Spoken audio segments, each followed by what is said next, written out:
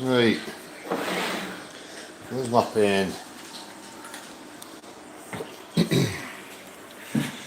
Right, Xander, I'm going to need your help here, okay? Let's see, can you just hold that for me a wee second? Right, just hold it there, right? Here, I get a lid off this. I can't see the whole string though. Eh? I can't see the whole string. You can't see it? Let me see. Whole string. Yeah, Mum, I might need you to video for me, right? So, we're here.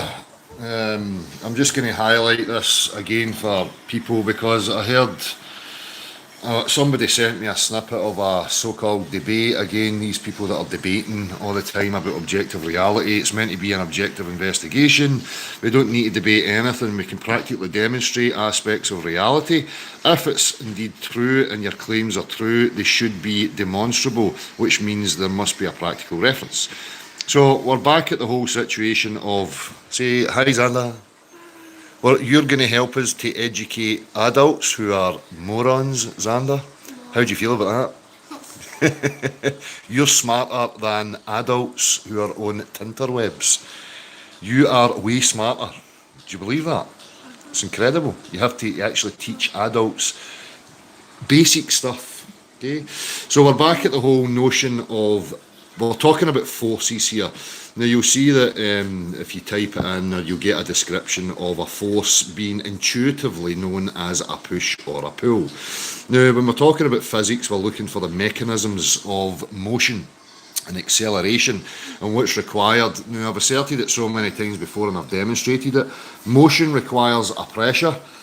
Acceleration requires a pressure, which means you need something pressing on something else in order to achieve that motion, or you relieve pressure in some sense, like, you know, we're talking about vacuum cleaners and stuff, so you create a lower pressure in a particular region and the higher pressure surrounding it will push inwards and collect the particulates as it rushes inwards and take it into the collection chamber.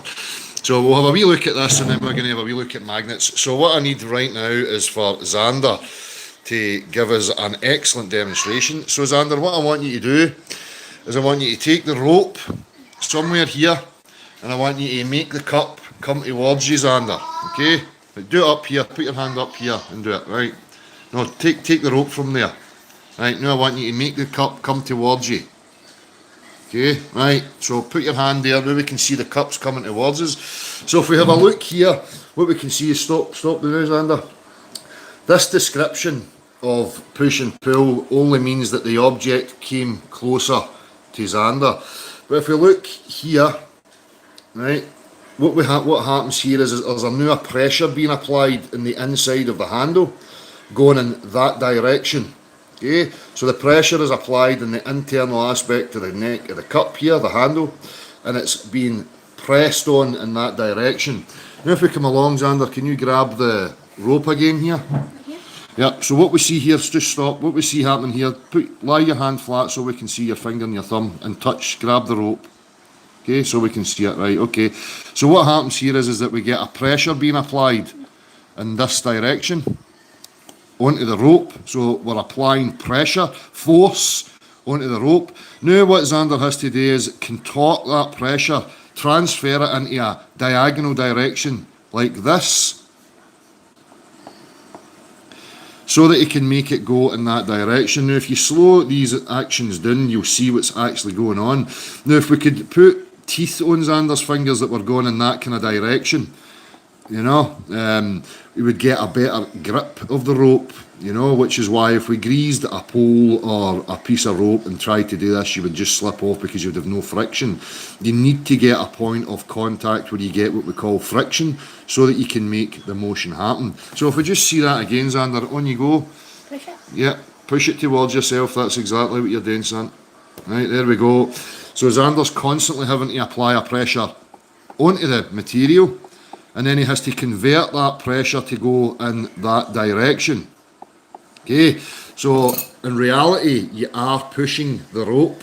The pull is only a descriptor for the object coming closer to the other. Okay, so when he partakes in the mechanics of motion, he applies a pressure, onto the material and a pressure converted then in that direction. Okay? You can try this yourself. If you grease your fingers up, you will get no friction. You will not achieve the motion because you need something to press on something else to make motion happen. Very, very simple, but adults out there refuse, probably because they're dishonest zealots.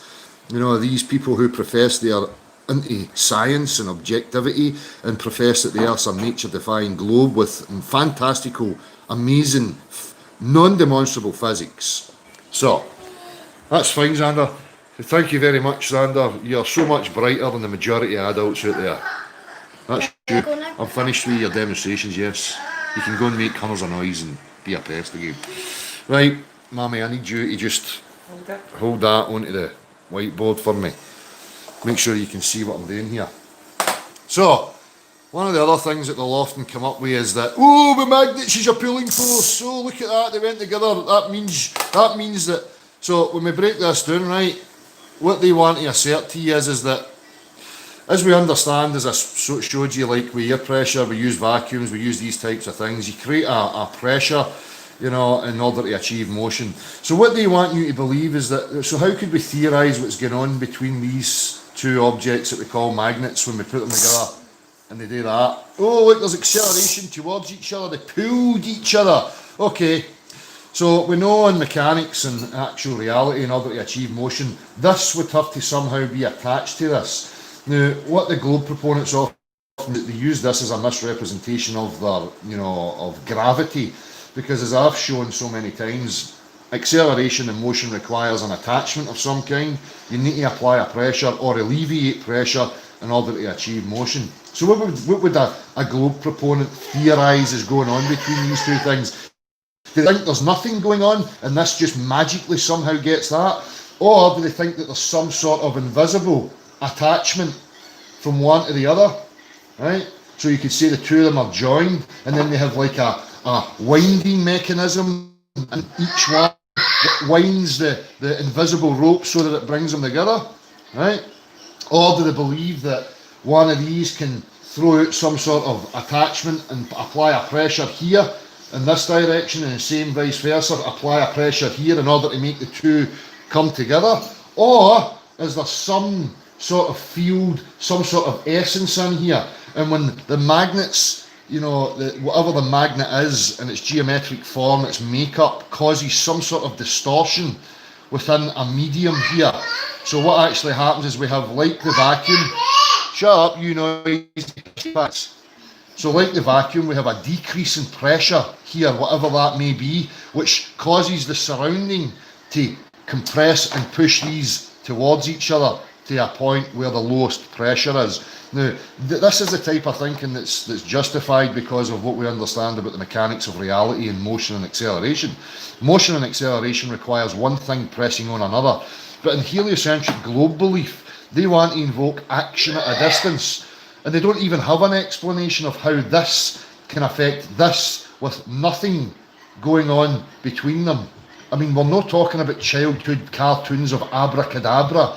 This can say a magic spell and somehow this just gravitates towards it, somehow just moves towards it with no attachment, no relief of pressure or any of these things. Motion requires that something must press on something else.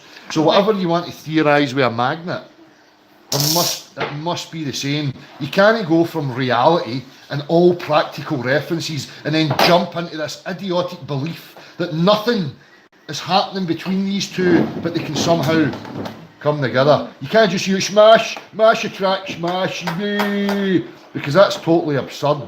How one thing can just make another come towards it. You need a mechanism.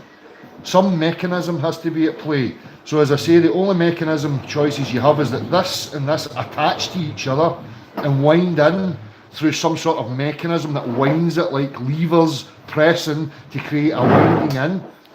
Okay, or we have the option of this one casts out some sort of pressing on this one and vice versa to bring the two of them together. Or we have some sort of medium. People call it ether. There's different, you know, propositions for what would actually be going on, but there's some sort of impression being made between the two, like a lower pressure region being created because of these and what they're made of, and it creates this lower pressure region where the surrounding ether, whatever you want to postulate, pushes them together. Now, that postulation is far more applicable and better to understand because it's based on what we actually observe and create in actual reality. Motion requires one thing pressing on another thing. Okay, I can't put my finger here and make it go like this towards me. I can't just make it come this direction with nothing going on between them. I would either have to attach something from here to here so that it becomes an extension of me and then it will move, or I need to apply the pressure on the other side.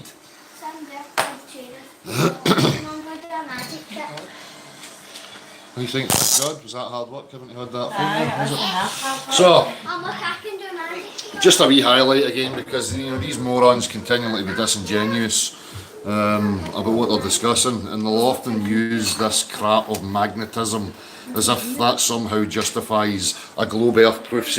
Because I remember, in the heliocentric model, we've got fucking planetoids, right, with a vacuum between them, and it was termed action at a distance. Wait, why is this Which is basically, there's nothing between the two, a vacuum, a void, a place of no thing, and these can somehow interact with each other and make them come towards each other, which is totally and utterly absurd. And the people that engage in that type of thinking are disingenuous, liars, incompetent, moronic spazoids, right? It's very simple. I know, it's because it's been pressed together. So, no such thing as action at a distance. When you're talking about magnetism, you can't just invoke a nothing between them, a void, and expect to come up with some explanation of how the two of them come together. Okay? There has to be a mechanisms. Motion and acceleration require one thing pressing on another thing. Fact. Demonstrable fact. So, as usual, we have Passchendaele, uniform grey skies, and to make it all better, tomorrow we have to be bombarded by a storm. Oh, just to put a cherry on the fucking cake. Don't you just love Scotland, the shitey arsehole of the universe? I'll see you later.